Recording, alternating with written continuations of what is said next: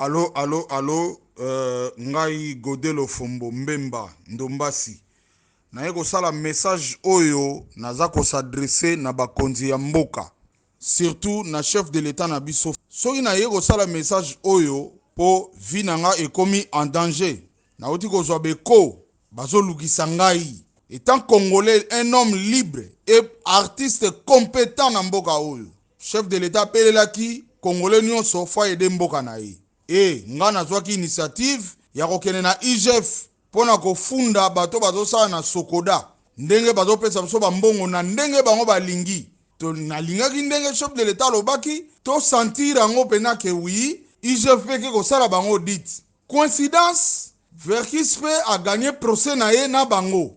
Biso na tongo nango tozali de na IGF to apprendre comme tout le monde na ba téléphone na biso que Verkis aza kuna babuki na porte. Nga surtout nga nazalaki te équipe wana ya Sokoda lokwa baza na kanda bake kotanga kombo na nga na justice. Yango na ye soki lobi likambo ezwinga nazolo bango tout haut. Nga naza un homme libre et puis artiste compétent na mboka oyo. Soki nazwi problème eza na mutuya nyoka longo na ba administrateur na ye. Nga aza libre na ko bomba mate fona tambola nde na tambolaka. Vina ngeko koma en danger te pona salele loko chef de l'état do senga. Na kenaki na IGF na butute na moi. Siko bokeno tanga komona na justice pona fundi bino na IGF.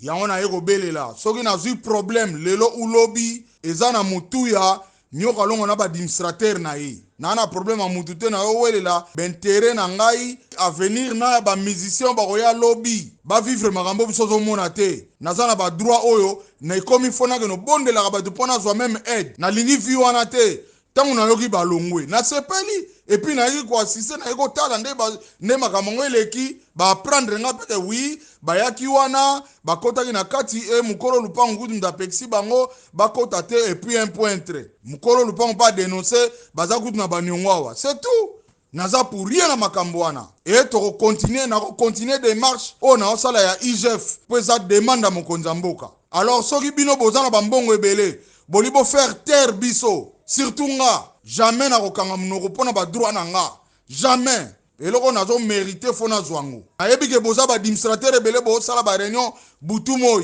bozo mériter ko zwa répartition bozwa kate koleka ngai na musala na salaka na beleli a ba konza mboka ba yoka na kopanza audio oyo partout et comme la paix chef de l'état naza un homme libre boko comme sanga baba te na intimidation na bino justice mboka eza justice moko normal to sala kiter ba makamone sami o cha kombo na nga pourquoi boli bo nuire nga bo nuire vina bo faire taire nga jamais de la vie.